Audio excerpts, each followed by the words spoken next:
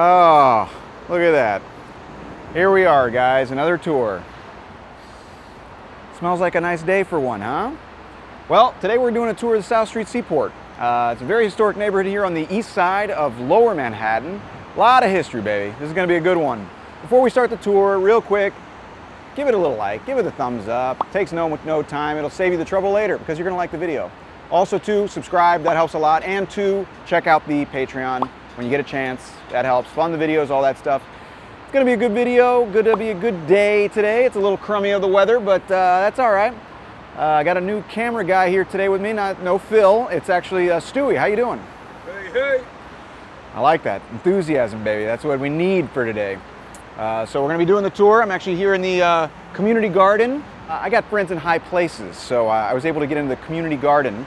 And we're gonna be starting to walk here. So without further ado, Stewie, you ready to do this? Let's do it. Let's do it, baby. Oh. All right, so we're walking through what's called the South Street Seaport. This is on the east side of Manhattan. We're here in Lower Manhattan. We'll be showing you all this stuff here as we go. All right, so now we're walking through the South Street Seaport. We're on the west side here. You can see the Brooklyn Bridge, baby. We'll talk about that a little later.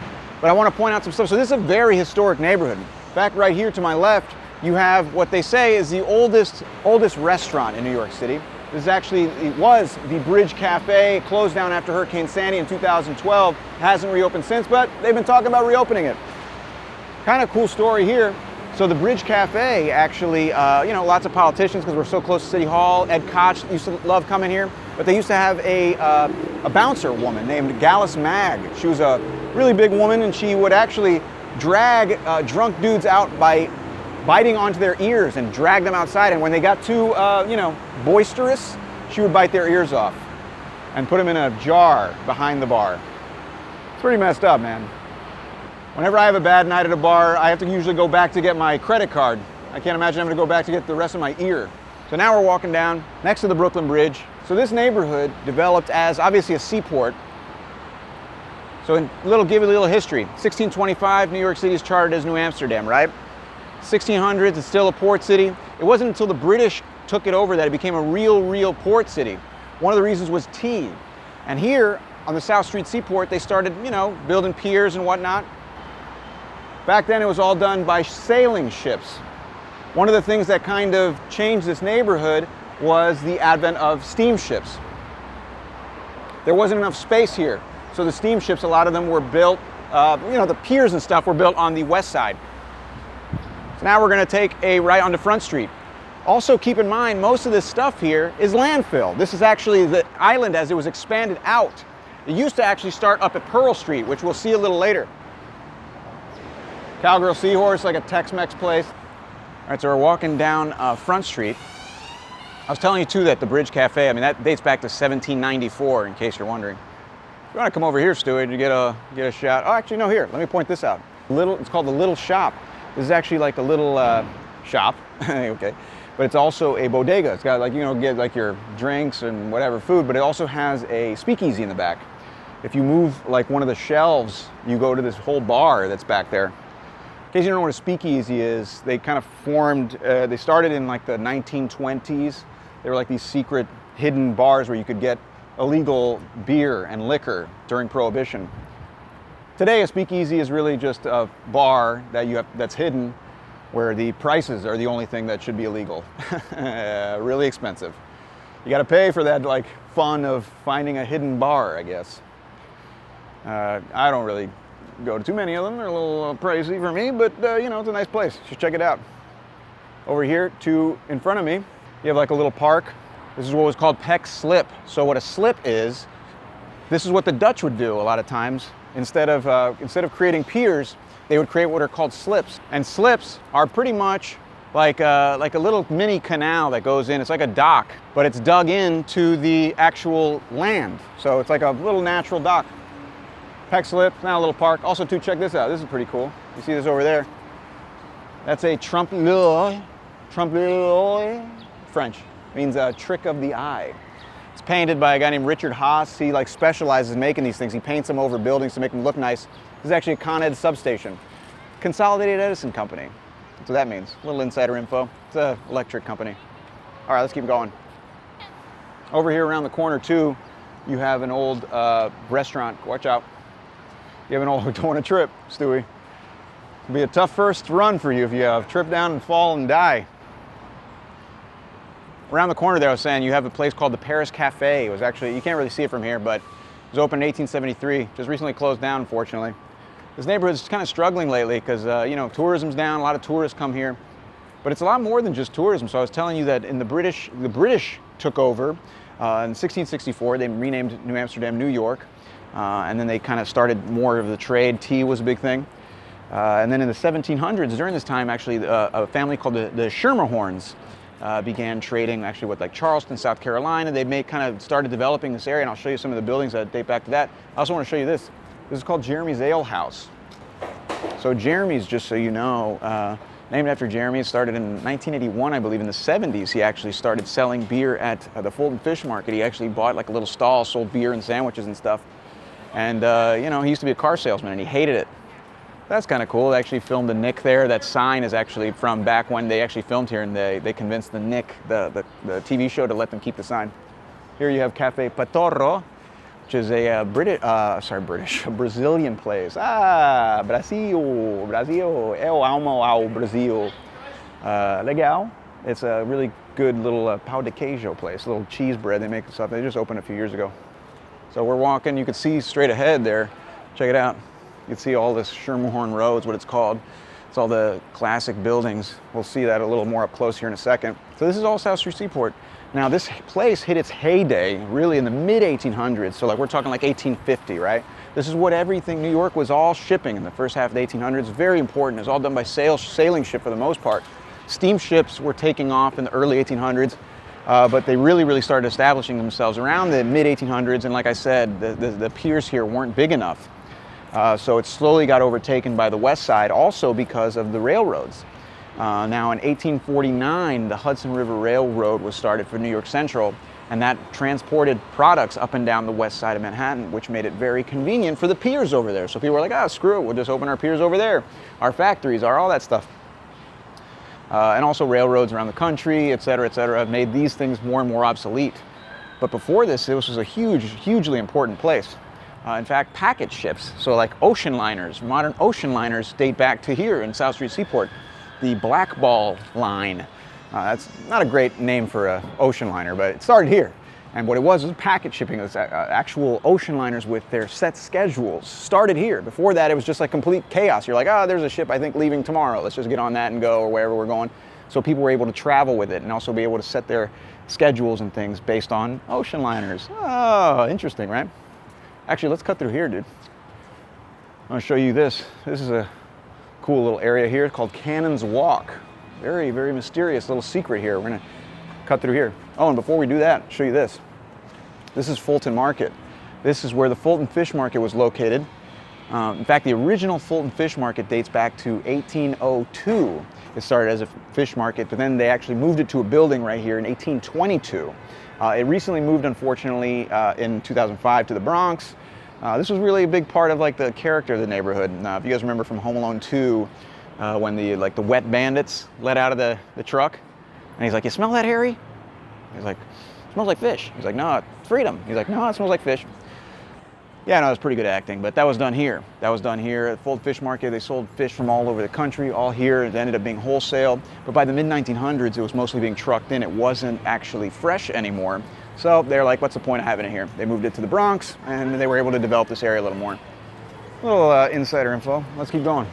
It's gonna get dark in here. Hey, how are you?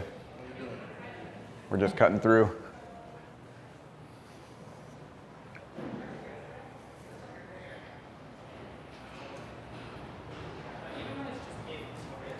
So this is a cool little area. It was started by John Cannon.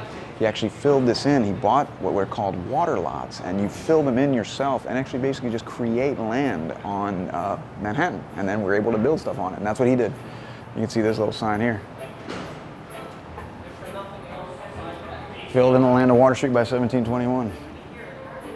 Wharf was incorporated for the landfill before 1790. It's pretty old. So let's keep moving. That's a late crackle. I know. The third late stage crackle. That's a mid stage. That's a third stage.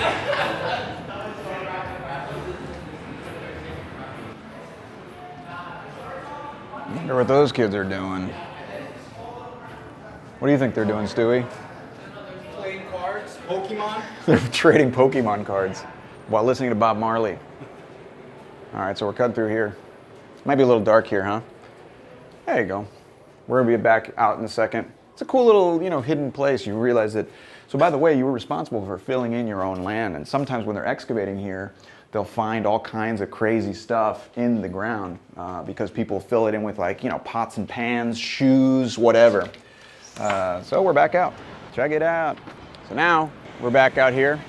This is Water Street. It's called Water Street because this is where the water used to come up to. They started filling in these land areas and adding more onto the island of Manhattan in the early 1800s. Remember, the island of Manhattan used to go further in. So here you have also too, this is pretty cool. So here you have this is the South Street Seaport Museum. This used to actually be the Bowne Company printing offices. It's from 1775. I guess you take it for granted today, you just print at your house, you print all your, whatever you're printing, Lord knows. But back then, in 1900, there were over 700 printing offices in New York. This is a really big business, but this one is one of the oldest businesses here in New York. I don't know, maybe we can go inside and check it out, talk to some people here, huh? Learn a little bit more. All right. Tell us a little bit about this printing shop. Sure. So first of all, we're part of the South Street Seaport Museum, which is a kind of an important distinction. Yes. But we are a shop that takes our name from the original Bowne Company, which was founded across the street, which is now a Duane Reade, in 1775. That Duane Reade hasn't been there since 1775. No, yeah. Go figure. What was the importance of printing shops in New York back in the day? Sure. So anytime you had any business, you needed to kind of record, who you sold your goods to or who you kind of promised money to.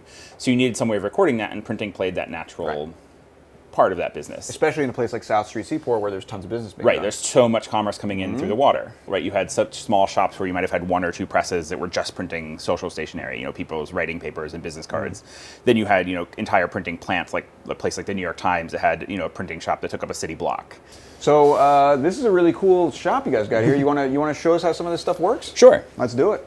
So this is a pretty big machine. How much does something like this weigh? So this press here weighs around 1,800 pounds. Oh, wow, that's pretty heavy. It's pretty heavy. The heaviest press we have in the museum next door is 2,800 pounds. Okay, so that's like a Kia Sorento or something. I don't know, it's like the size of a car. Sure. These buildings were built to be incredibly load-bearing. The first 100 years of its history was really focused on the cast iron stove industry. So who invented this machine? Was invented in the 1850s by Phineas Gordon. And kind of the story that he tells, which is, unable to be historically accurate, was that he was visited in a dream by Benjamin Franklin, who gave him the blueprints for this style of press.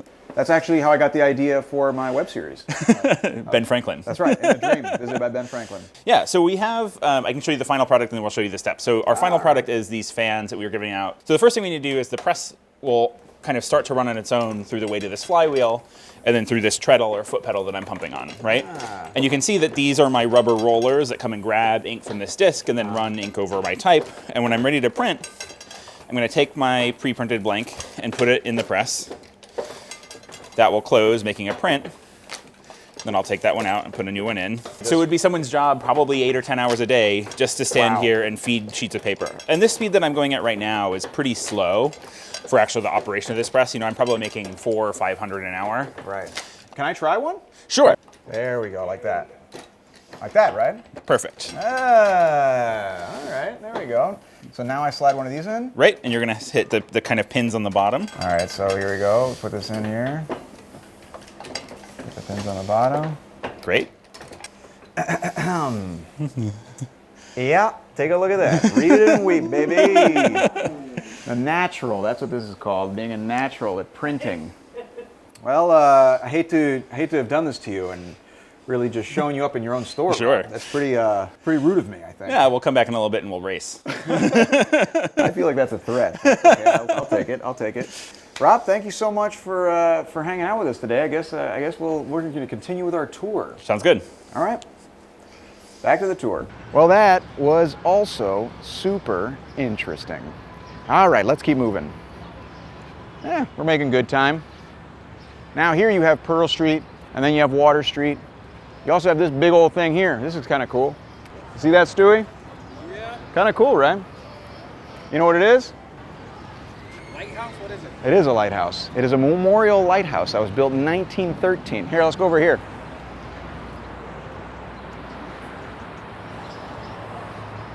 So this memorial lighthouse was built in 1913. This is actually, was built to commemorate the Titanic.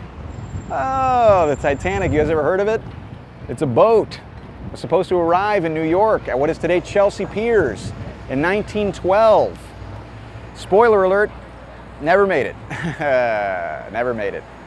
So, this was built in 1913, a year after, on April 15th it was dedicated. And also too, cool thing on top, oh, also too, by the way, if you were interested in the Titanic, check out the video I did about the Titanic. Yep, it's right there, sick plug, baby, do it. And here, on top, you got that ball. You see that ball on top? So that ball on top is to tell time. In fact, this is before there were time zones, this is before, so what they would do is they'd have a ball drop to the bottom of the pole to indicate a certain time of the day. For example, noon or 1. And so it could synchronize everyone's watches down to the second. That's the whole idea. Interesting side note, this is where the New York Times got the idea to do it for New Year's every year in Times Square. Which, by the way, Times Square is called that after the New York Times. You know that, right? 1904, to convince the New York Times to open their headquarters there, they named the whole place Times Square. I'm sure you knew that from watching my other videos. Anyways, that ball used to actually be functioning until I think the 1960s. It would come down midway to during the noon time to indicate that stuff, but yeah, kind of cool. The time ball. Yeah, that's what they did. 4 time zones. People forget there weren't even time zones back then. So anyways, that's a pretty neato story. Let's keep on moving. You can see all the little benches and stuff. I think the bar in the middle too, like you have to be like a Chase Rewards member or something to go into the bar in the middle of that, which is insane. That's crazy. Who wants to go to a bar like that? I'll tell you who. Jerks. Sorry, that's kind of a mean thing to say. Yeah, go to a bar, whatever bar you want. I like to go to bars where it isn't completely exclusive to someone who holds a certain type of credit card. Give me a break. That's kind of like self-defeating. Like, isn't New York supposed to be about like being exposed to all kinds of different people? And you're going to limit yourself to people who have the same credit card as you? Come on. Here, come over here. You can see all this here. This is all now Lower Manhattan. We continue to go. We're going to actually walk this way so we can take a left here on John Street. So this is all the South Street Seaport to the left. You're going to see this here. We're going to go right back in a second. All this here is also the old part of Manhattan, by the way. Keep that in mind. This is all the old part of Manhattan because this is where New York City started. Remember, New York City was just Manhattan until the year 1898, which is fairly recent. And that was when the city consolidated as the 5 boroughs. I mention this probably in every video I do, but only because it's so important. If you know anything about New York, if you wanted to know anything about New York, that's one of the things you should know, is that it's 5 boroughs: Brooklyn, the Bronx, Queens, Staten Island, and Manhattan. And that happened in 1898. How you doing, Stewie? Doing good. You all right? Yeah. Is this stressful? No. Good. So now you can start seeing some of the boats that are located here on the actual seaport. Oh, here you have the TKTS booth. The TKTS booth is actually like discount Broadway tickets. So what they do is they sell whatever's left over. Like if Broadway shows don't sell out, they sell them here. This is one of the booths. There's also one in Times Square. You can usually tell the TKTS booth because it's just packed with tourists. There's a long line of, people wearing capri pants and fanny packs. That's the TKTS booth, baby. But this is one here in South Street Seaport. It's a little less crowded than the one in Times Square. Here you have Imagination Playground, another little playground, where you have all these buildings here that also belong on the other side. We were seeing is Schermerhorn Row. Those buildings were built in 1811 to 1812, and they were built as counting houses. Now, this is all South Street Seaport. It's hard to overemphasize how different this used to be in the mid-1800s. It was complete chaos. There were people out with their carts selling. Remember, back then, a boat would pull into harbor and it would just unload, just start unloading, and things would go this way, things would go that way. Today, shipping is done via container shipping. It's much simpler. You just take a big box, put it down somewhere, which is one of the reasons why New York doesn't do shipping anymore, because you need space to put containers, and New York does not have space, believe me. That's why, you pay a very high amount of rent to live with roommates, 30 minutes outside of Manhattan. on the other side there is all Schermerhorn Row. We'll walk over there now. So I'll show you all this and we'll cross over here. You can see on my other side there, Stewie, this is all Pier 17. We're gonna go over there and end the tour there, but before we do that, I wanna show you a couple things. Here you have the Fulton stall market here to my left. It's an actual stall market, like they're little stalls. They sell a lot like a farmer's market type thing. Pretty nice. I was actually open in 2015. And then here to the left, you have the Fulton Fish Market building again. Then I'll show you over here the Schermerhorn Row as well.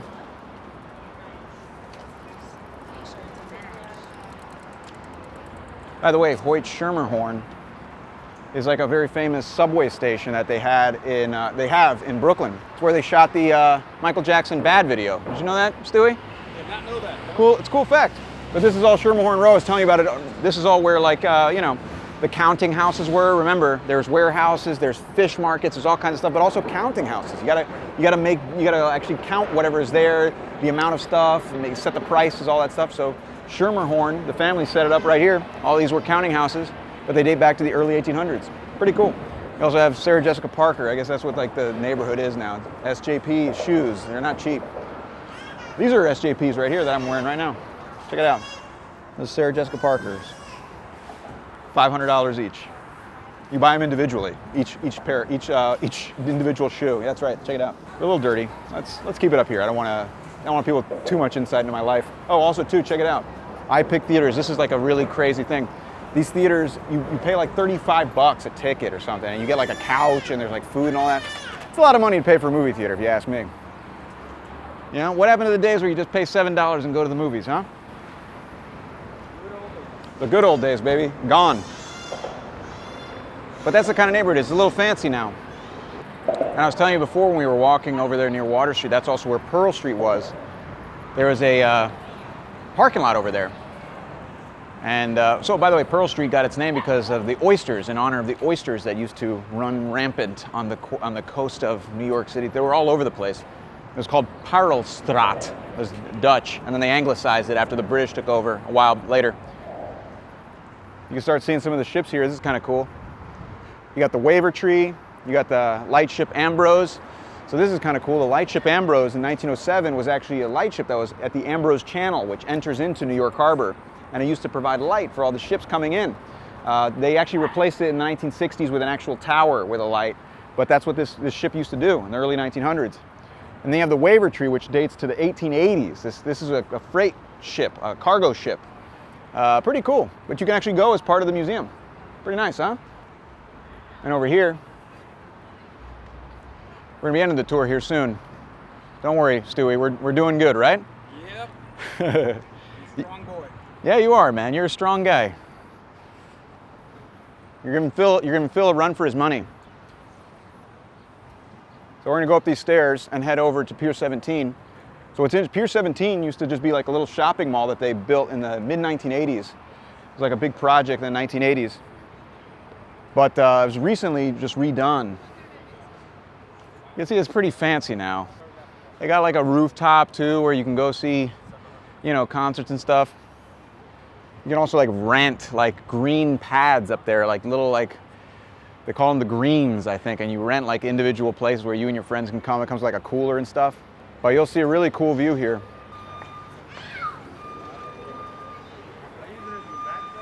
Yeah. So we're just going to be going over to the other side now. Is it dark in here? They're fancy restaurants, I'll tell you that much. So now we're just going to go to the other side and you're going to get a great view of the Brooklyn Bridge. It's like one of those places that kind of gets, we got like a security guy following us now, great. Hey, how are you?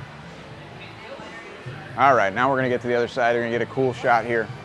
Isn't that messed up though, Stewie? Like, all this stuff is like subsidized by taxes and then they try to keep everyone out and just, you know, like, what the hell, man?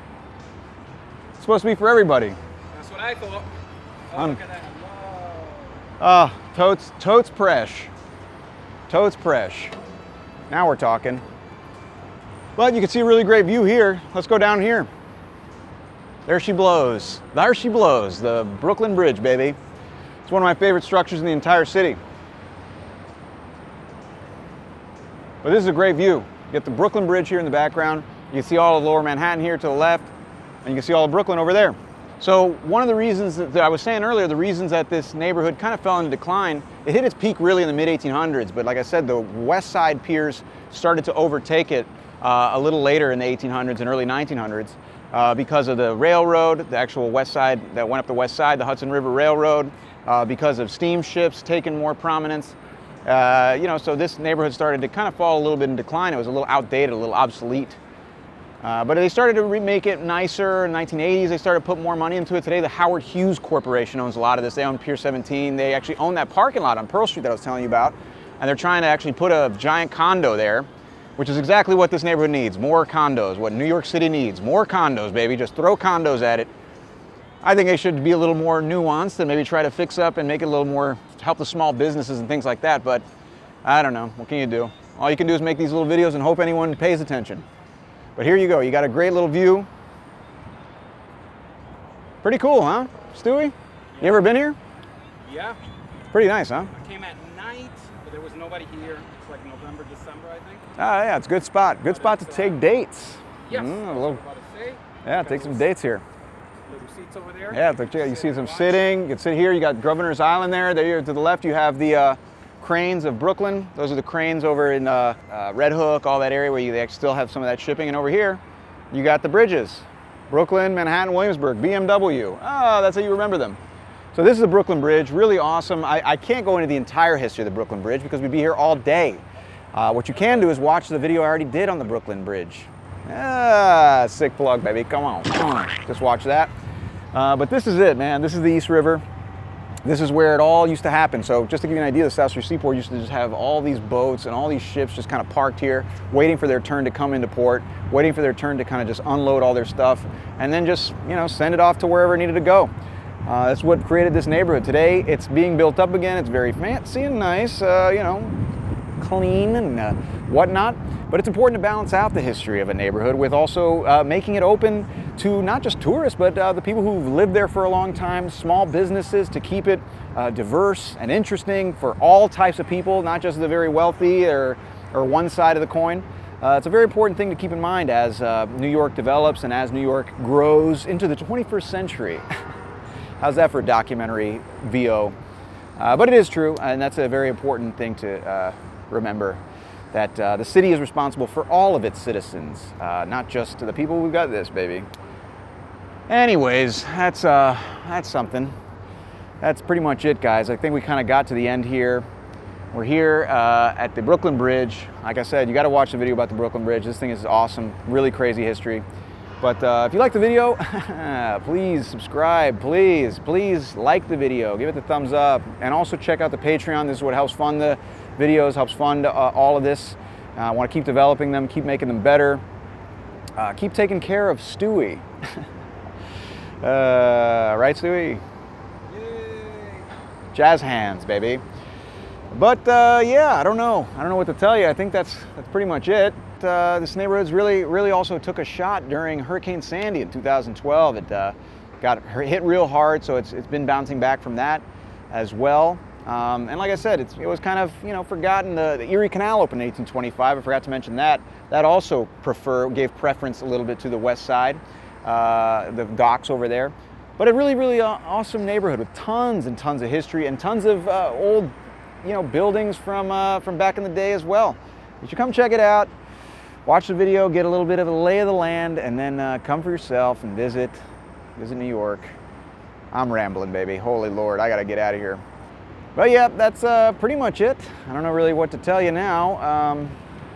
Guess I'll see you later. Sick.